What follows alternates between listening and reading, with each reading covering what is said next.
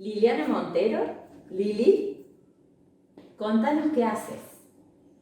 ¿Qué hago? ¿Todo? ¿Querés que cuente? Brevemente. No, brevemente. Bueno, soy psicóloga, trabajo como psicóloga desde hace 25 años ya.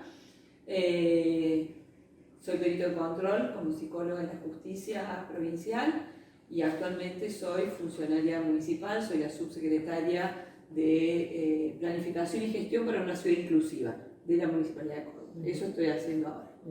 Y en esa secretaría, ¿qué haces? ¿Qué función cumplís? ¿Qué tarea desarrollás? Tengo básicamente tres grandes áreas. La primera está vinculada a todo lo que es infancia, juventud, personas mayores y familia. Nosotros a nivel municipal tenemos lo que se conoce como el primer y el segundo nivel de protección de derechos de infancia. El tercer nivel lo tiene la provincia a través de la Secretaría de Niñez y Adolescencia y Familia, la conocida CENAF. Esa es un área, una dirección. Después tengo una segunda área que está vinculada a la economía social, que tiene que ver con todo el desarrollo de lo que ustedes conocen como ferias, que nosotros ahora le llamamos paseos, de la economía social, que intenta de algún modo canalizar el trabajo de miles de personas de nuestra ciudad que no están dentro del mercado formal, pero que a través del mercado informal de la economía hoy ha generado un circuito muy virtuoso en relación a poner en marcha el sistema productivo y económico de la ciudad. Y después tengo una tercera área que es un área más vinculada a las cuestiones de generación de interrelación entre las distintas células municipales y con la sociedad civil. ¿Y tu formación en la psicología es psicoanalítica?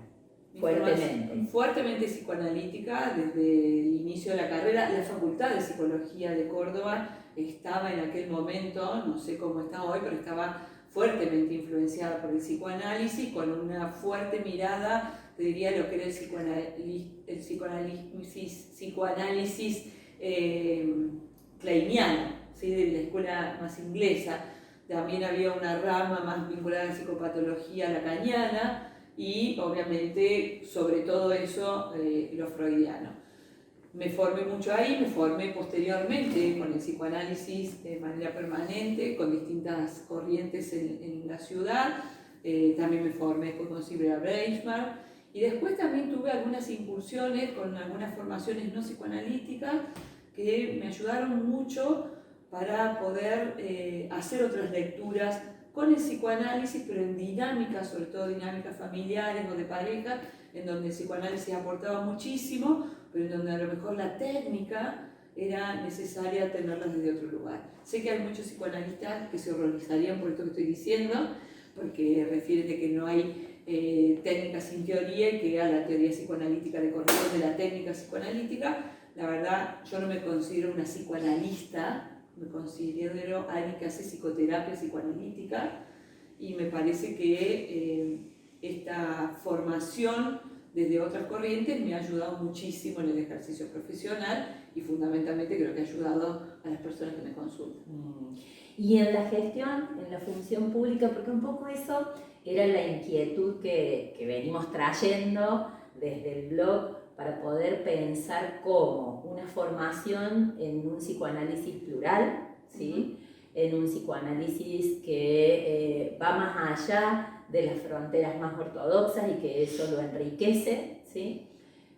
Como decía Silvia Bleichmann, ¿no? Que hay que trabajar desde un psicoanálisis desde adentro hacia afuera. ¿Cómo te influye esa formación, esa posibilidad de pensar las distintas situaciones en la gestión pública? La verdad, en algún momento del andar, digamos, de la vida entre la profesión de psicóloga y la vocación política, en algún momento era como que sentía como que eran dos cosas muy distintas. Y me llevó un proceso, un importante proceso, que pude como enlazar esas dos vocaciones y decir, bueno, ambas dos me sirven, porque en realidad la formación psicoanalítica me sirve fuertemente en la lectura de la realidad social. Por un lado, yo antes de tener este lugar en la municipalidad tuve 8 años el ejercicio de ser legisladora provincial y desde allí hice un fuerte trabajo vinculado a la salud mental. Por lo tanto, claramente cuando recorría los hospitales públicos y básicamente los hospitales monovalentes, la lectura que hacía de lo que estaba pasando en esa institución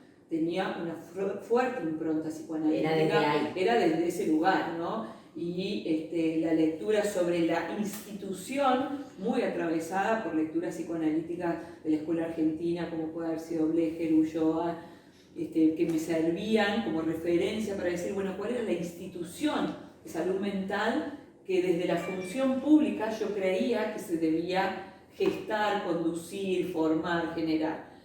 Entonces, ese proceso llevó un tiempo. Te diría que en los últimos 10 años tengo la percepción que he logrado congeniar esas dos vocaciones, y en la función pública me parece que el psicoanálisis me sirve para muchas lecturas. Hay una que me parece que es la principal, que es entender que las problemáticas sociales que nos atraviesan solo van a ser posibles de resolver si hacemos lecturas e intervenciones en profundidad. Digo, esto creo que me lo dio el psicoanálisis, o sea, trabajar en lo profundo.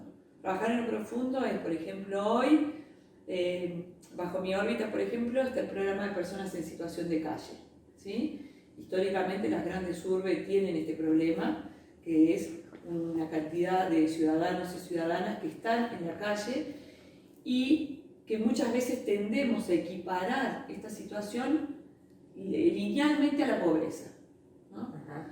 Pensar desde el psicoanálisis me llevó a dos cosas. En primer lugar, que la pobreza en sí misma no explica la situación de calle. Segundo, pensar que el problema a resolver no era tan solo darles un lugar donde alojarse y sacar de la situación de calle. O sea, no era de vivienda. No era solo de vivienda. Sino que debíamos hacer intervenciones profundas, y que esas intervenciones profundas debían ser uno a uno. Y es un trabajo tremendo, ¿no? Porque cuando uno está en el Estado y administra recursos del conjunto de los ciudadanos, también existe otra demanda ciudadana, es decir, bueno, ¿cuánto gasta el Estado en esta población? Lo que pasa que también pensar en profundidad nos lleva a pensar, si el Estado no gasta en esta población es población que después tiene problemas no solamente de vivienda, tiene problemas básicamente de salud.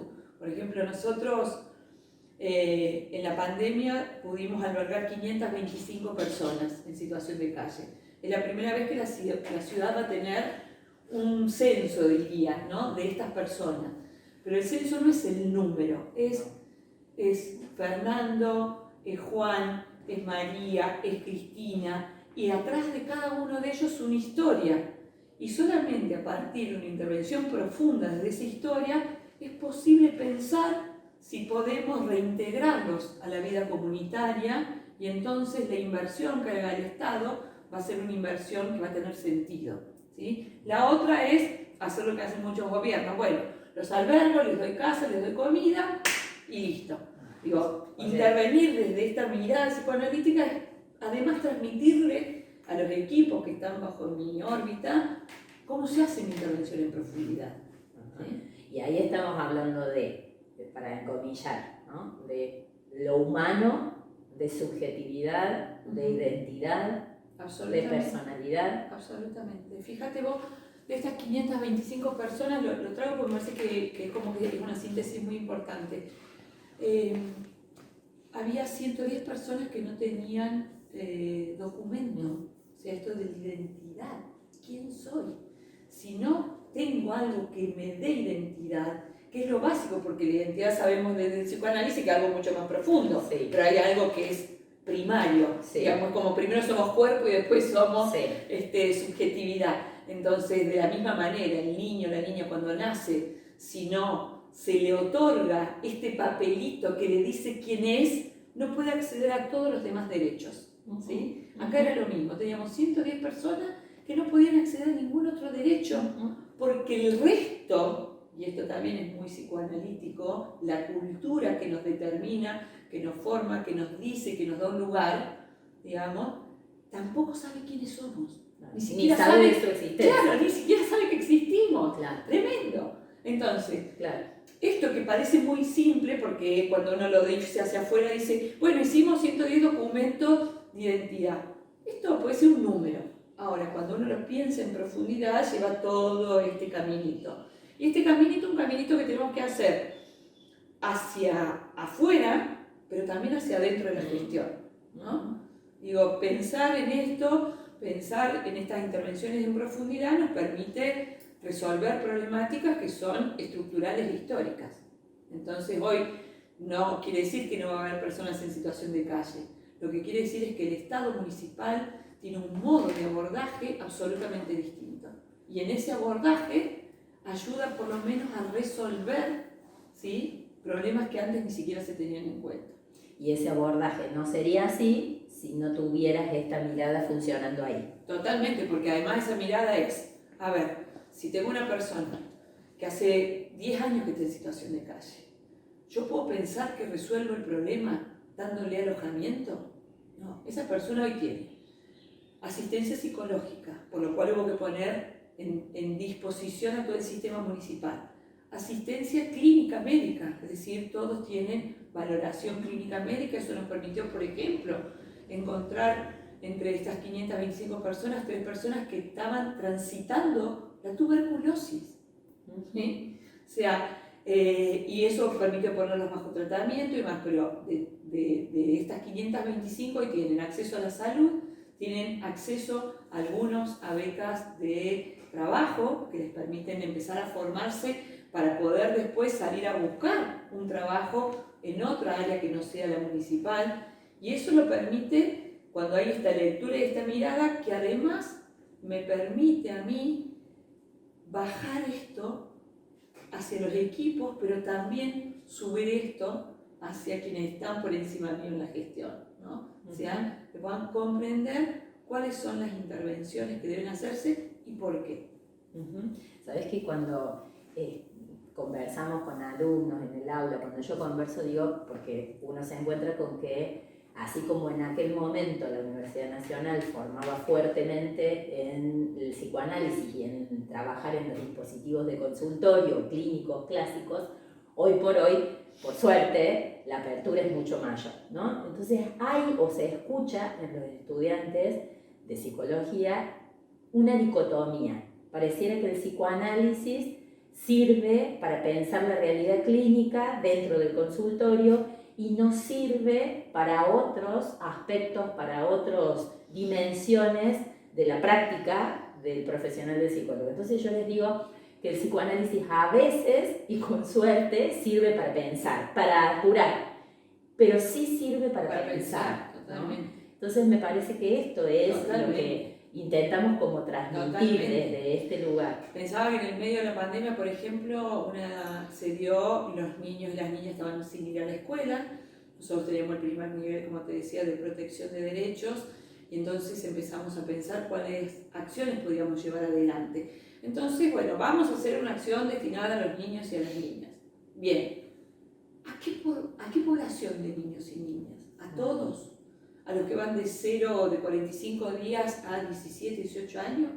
¿Cuál era la población a la que el coronavirus le producía mayor impacto? Y esto fue una lectura muy psicoanalítica, que tenía que ver con la constitución psíquica. Digamos, entonces diseñamos un dispositivo que estaba dirigido a niños de entre 3 y 6 años. ¿Sí? ¿Por qué? Porque lo que pensábamos desde esa mirada psicoanalítica era dónde se estaba formando el psiquismo, cuál era el punto de mayor impacto en esa formación, cuáles eran las fantasías que despertaba en un niño algo que no se ve, como es el coronavirus, ¿sí? Y entonces desde esa perspectiva se trabajó, por ejemplo, en un material que es un librito, en donde al coronavirus le pusimos cuerpo, le pusimos forma, lo nombramos, le pusimos un rostro, y eso entonces los equipos pudieron trabajarlo en los barrios más vulnerables con los niños más pequeños. Y entonces la angustia que genera el coronavirus, que nos genera a todos, pero fundamentalmente a quienes iban desde pensar que el coronavirus era un extraterrestre, a pensar que era algo invisible que me podía matar, digamos, poder tener esas lecturas profundas de cómo se construye, cómo se constituye el psiquismo, nos permitió generar un material acorde a esa necesidad que nosotros veíamos en esta población, ¿sí? ¿Y ese cuál sería, si vos lo tuvieras que tratar de pensar, cuál sería el efecto de esa intervención puntual en el psiquismo de esos niños? Creo que fundamentalmente ¿no? la circulación de la palabra y de la corporización de algo que no veo, ¿no? Estamos dentro de un esquema de conformación psíquica en donde todavía estamos en lo que diría Piaget, las operaciones concretas, el pensamiento concreto, por lo tanto es muy difícil defenderse de algo, instalar un sistema defensivo de algo que desconozco, ¿sí? Entonces al niño le permitió estructurar el yo, diríamos, con sus defensas como intermediario con el ambiente, este ambiente que es hostil, este ambiente que enferma, este ambiente que lastima, digo, que desorganiza, y entonces al ponerle cuerpo en dibujo, en nombre, que el niño pudiera mirar, ¿sí? Eso le permite al niño poder generar un sistema defensivo porque ya sabe a qué se enfrenta. Digo, después él podrá modificar esa imagen que se construyó, pero ya sabe que es algo que se puede ver, ¿sí? Y entonces ese sistema defensivo, ese yo se fortaleció, y además también, y en esto voy a esta estructuración y a esta constitución subjetiva, fue una ayuda muy importante para las mamás, ¿sí? Está estudiado que en esta pandemia sobre las mujeres recayó el mayor peso en afrontar el coronavirus dentro del circuito familiar. Y entonces también fue una herramienta que ayudó mucho a las mamás, porque era esto: ¿cómo hago para que mi hijo no tenga angustia, ¿sí? Frente a algo que desconoce, ¿sí? Tan asustados, hubo muchas situaciones de niños y de niñas que no querían salir al patio de su casa. Esto pasó en pandemia. Digamos, hoy al tiempo podemos mirarlo desde otro lugar, pero esto pasó. Y el miedo a salir tenía que ver con miedo a lo desconocido, con miedo a qué nos enfrentamos. Y para las mamás fue muy importante poder tener una mirada desde el Estado que alivianara esa angustia infantil. O sea que también ahí podemos pensar en esto que psicoanalíticamente sabemos que el efecto en la mejora de las defensas del yo vincula de otra manera con otras personas y genera efectos. Por supuesto. Si el yo como estructura sabemos que es el mediador entre lo interno y lo externo, para ponerlo de manera fácil, entre el mundo interno y el mundo externo, claramente era necesario fortalecer a este yo infantil para poder afrontar algo que desde el mundo externo se vivía como muy amenazante y se vive como muy amenazante, pero que desde el mundo interno, al no tener representación psíquica, porque era algo nuevo, se juntaba y realmente producía una situación de muchísima angustia. Nombraste varias veces cómo trabajas con los equipos, ¿no? Hacer esa bajada, esa manera de transmitir a la gente que trabaja con vos hacia abajo y también hacia arriba, hacia los otros funcionarios, hacia las otras autoridades. ¿Cómo tensiona eso? Porque yo te escuchaba y hay el uno a uno, el pensar la identidad de cada uno, a veces suena políticamente incorrecto, digamos, porque no da número. Tensiona y mucho. Y también, digo, en esto también tiene mucho que ver el psicoanálisis como algo que atraviesa o que me ha atravesado históricamente. Digo, muchas veces no podría llevar adelante muchas de estas tareas hacia arriba si no tuviese en mi propia experiencia personal la estancia psicoanalítica. Poder afrontar las frustraciones, poder afrontar las peleas cotidianas, poder afrontar el conflicto permanente. Si no lo pudiera hacer desde este atravesamiento de 20 años de psicoterapia, digamos, que el psicoanálisis nos instala como una modalidad para poder ser psicoanalistas, para poder ejercer desde el psicoanálisis. Nosotros sabemos que hay dos cosas que aprendimos desde muy jovencita en nuestra formación: la psicoterapia individual y la supervisión, ¿no es cierto? Y esas dos cosas atraviesan. Y me atraviesan también en la gestión, ¿no? Porque cuando digo la supervisión, si bien no hago supervisión de caso, sí hago supervisión de las medidas políticas. Y también he contratado y hemos contratado en esta instancia, por ejemplo, personas que yo consideraba que estaban mejor preparadas para poder mirar lo que estábamos diseñando desde la política pública. Y entonces eso también es una impronta desde el psicoanálisis, decir, bueno, a ver, primero, ¿cómo me cuido para poder cuidar? ¿Sí? Y en esto, ¿cómo hago lecturas de lo que pasa arriba? Y cómo muestro lo que se hace en este uno a uno, en este trabajar en profundidad hacia arriba. En donde también hay que equilibrar y hay que mostrar resultados. ¿Sí?